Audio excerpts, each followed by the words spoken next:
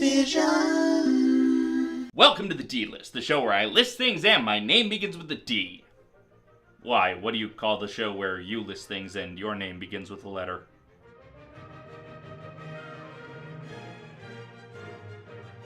Season 2 of Crazy Ex-Girlfriend has arrived.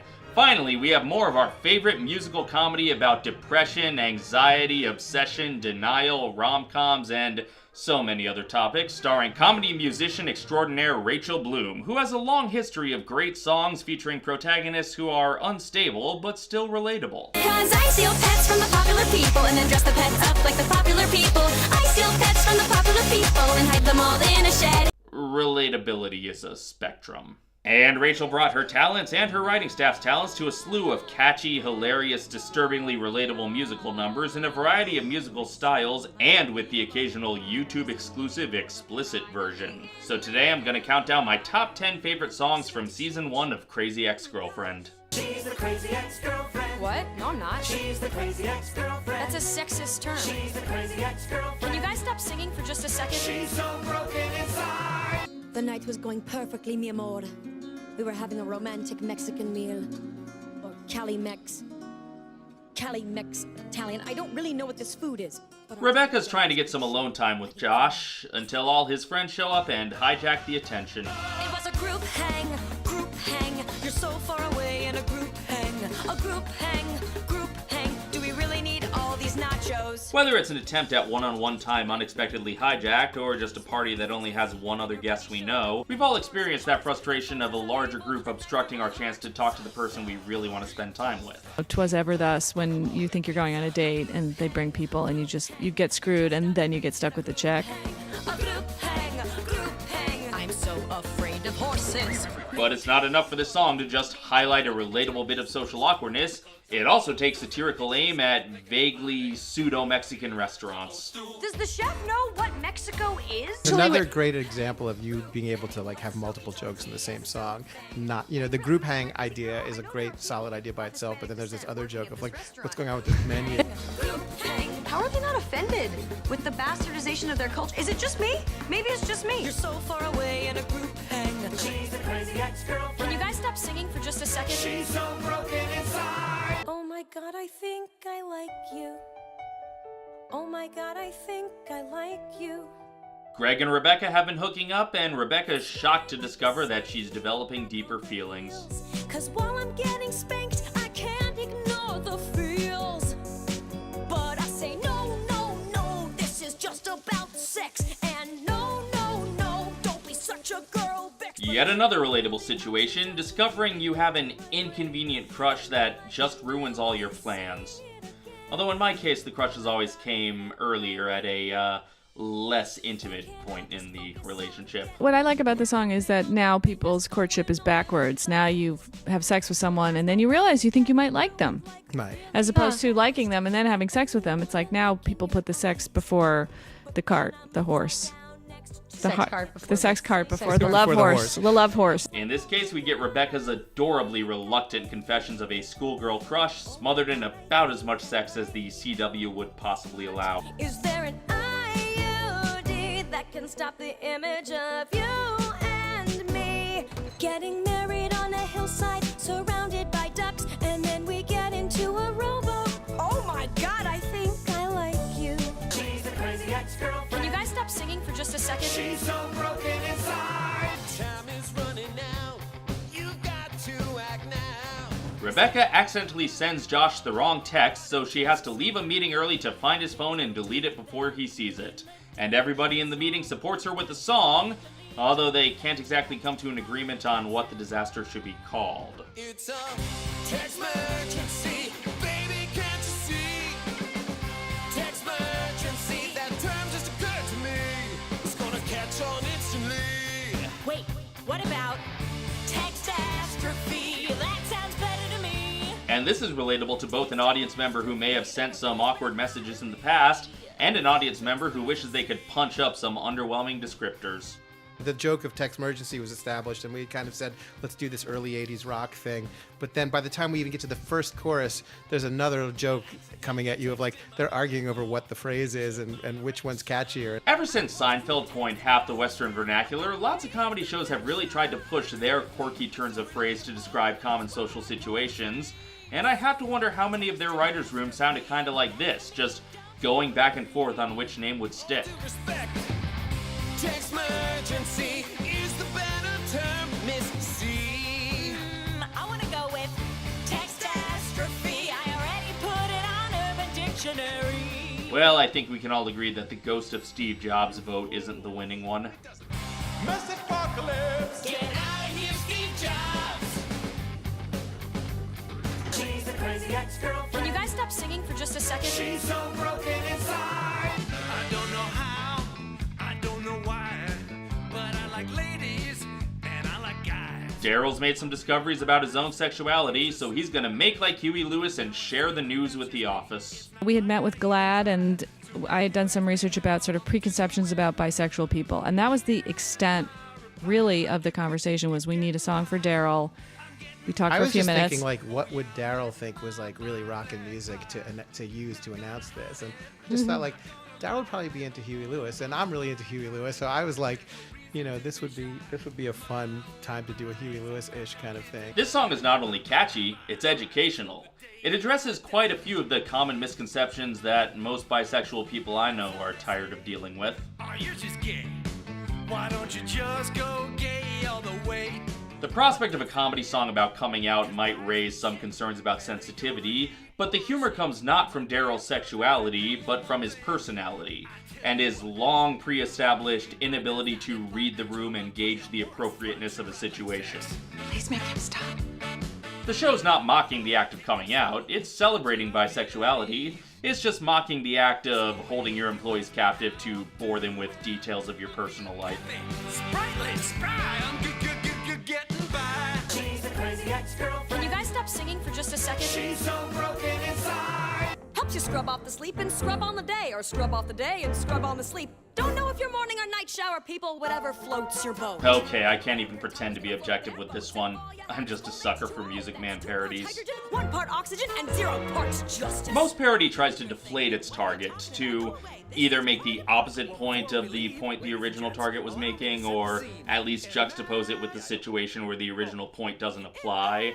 But this parody makes the same point as the target's point, and gives it a hell of a yes and. Water, a huge shock to their little systems. At first it's downright unpleasant, but then it gets them wired in a way they've never felt, and they think to themselves, that shower felt great. Maybe I'll try cocaine. So The original You Got Trouble was already a satirical exaggeration of an easily manipulated crowd worried that something as simple as playing pool would send their children down a dark path, and this homage amps it up by taking the slippery slope argument to an even more ridiculous level. No hot water, which means cold showers, which everyone knows is the gateway drug to crack, crack, crack, crack. Yeah, my dream role is Harold Hill. I find that a lot of my musical theater dream roles are men. Honestly, Rachel, I think you could pull it off. Gasp is right. That's gasp with an uppercase G that ends with P, the first letter in pool. she's so broken inside. The situation's a lot more nuanced than that. It's 5:53 on Thanksgiving. Not one customer's walked through the door. Working the Thanksgiving shift, Greg plays a song that starts out as a direct Piano Man pastiche, but swiftly shifts into something more depressingly honest than Piano Man ever was. I know this town like the back of my hand, but I'm not such a fan of the back of my hand. You know how I keep talking about these songs being relatable? This is one of the most relatable things I've ever seen on TV. Hey, West Covina, why won't you let me break free?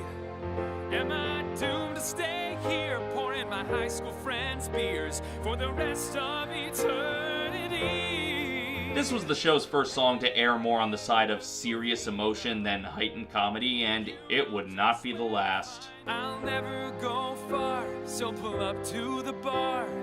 Hey, West Covina, what'll it be? I remember when I listened to this, I'm like, are you sure you want to waste this song on our show? She's so broken inside. The situation's a lot more nuanced than that. California Christmas time is just a golden state of mind. Yes, it's Christmas, and the whole ensemble celebrates in a song full of SoCal-specific details ranging from the innocuous to the depressing. What would Christmas be without historically low mountain snow causing staggering droughts? Okay, there is no easy answer For our high rates of skin cancer. I'm not going to be one of those snobby Californians who's all like, you wouldn't get it if you don't live in California. No, it's possible to get these jokes no matter where you live. But I do think I have an extra emotional appreciation for the humor since I live here.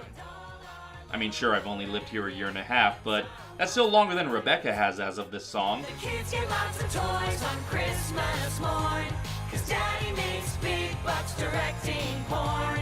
They may have gonorrhea, but at least it's not frostbite. It's hard to tell if the gang is actually coping with the cynical elements of Christmas in the state and genuinely celebrating it all, or if they're just in deep denial about how much these details suck.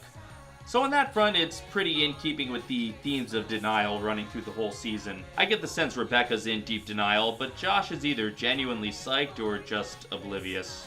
It's one of our more like just ensemble celebratory songs. We should do more of those. And, Yeah, I actually and think people crave it after seeing lots of individual And songs. also, it turned Yeah. out that it was the last song that we had before a very long break, and it sent people away from the series, I think, the first section, the first 8 episodes, in a great way. The situation's a lot more nuanced than that. C-R-A-Z-Y. Okay, we get it. I wanna lock you in a basement with soundproof walls and take over your identity. I wanna cut the silky hair right off your head and slurp it up like spaghetti. A perfect example of that balance Rachel Bloom likes to find between relatable and off-putting, Feeling Kinda Naughty focuses on Rebecca's jealousy crush on Valencia. I'm feeling kinda naughty tonight. Her genuine awe for Valencia's impressiveness is at odds with her Salieri-esque hatred of her and everything she stands for, and the resulting emotions are confusing, to say the least. I wanna kill you and wear your skin like a dress, but then also have you see me in the dress and be A lot of us have been in that situation where we encounter someone so seemingly perfect that we simultaneously end up both loving and hating them. Although Rebecca's specific fantasies might not be quite as relatable. collect your baby teeth and turn them into my new retainer. I want your smile. Or if they are, we might not be so quick to admit it. Yeah, like it's very naughty to lock someone in your basement. That's so naughty. The situation's a lot more nuanced than that. C-R-A-Z-Y. Okay, we get it. Settle for me, darling, just settle for me. I think you'll have to agree, we make quite a pair. It's Greg's last-ditch effort to ask Rebecca out, packaged in a Fred and Ginger dance number that's dripping with desperation and self-loathing. But like 2% milk or seitan beef, I almost taste the same. So won't you settle for me? He's resigned himself to the fact that he'll never be her first choice, and he begs for whatever scraps she'll throw his way. If he's your broken condom, I'm plan B. So lower those expectations and settle for me. This idea, again, very similar to the kind of the West Covina song, where you take this trope of musicals, musical theater, and it's this like love is a splendid thing, love, love, love, and then you look at the realistic side, which is like, a lot of times people fall into relationships where it's just settling. So this was doing what I love doing on the show, which is the genre elevating love to be something like ethereal, and then what love actually is. So twirly. Santino Fontana's effortless charm is perfect for this classic Hollywood style, and the sense of confidence projected by his performance is so wonderfully juxtaposed against the sense of failure projected by the lyrics. Let's pretend I didn't say that. Settle for me. C-R-A-Z-Y. Okay, we get it. Crazy ex-girlfriend. Well, Rebecca, you've done it now. Yeah, you guys know this one. Karma's come to tap you on the shoulder. When Rebecca's plans have backfired and she worries Josh will never trust her again, she treads the boards to unleash on herself in the cruelest way. You ruined everything, you stupid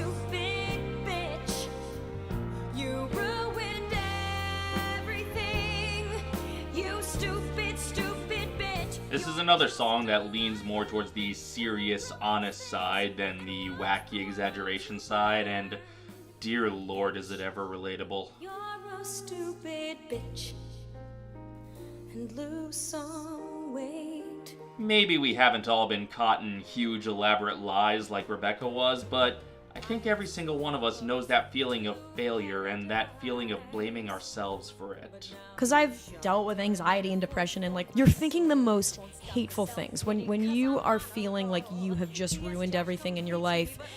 There's nothing like metaphorical about it. You're just like, you're a fucking horrible, stupid, I'm dumb and ugly bitch. This was one of the more personal songs for me because this is how I actually think about myself when I've at my most depressed, and it was like, oh God, am I the only person who says this to themselves? Oh no, you are definitely not the only one. Yes, I deserve this. You're just a poopy little slut who doesn't think and deceives the people she loves. And there you have it, my top 10 favorite songs from season 1 of Crazy Ex-Girlfriend.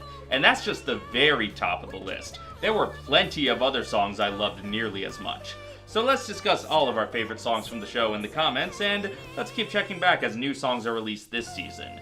And until next time, this is Dave, signing off.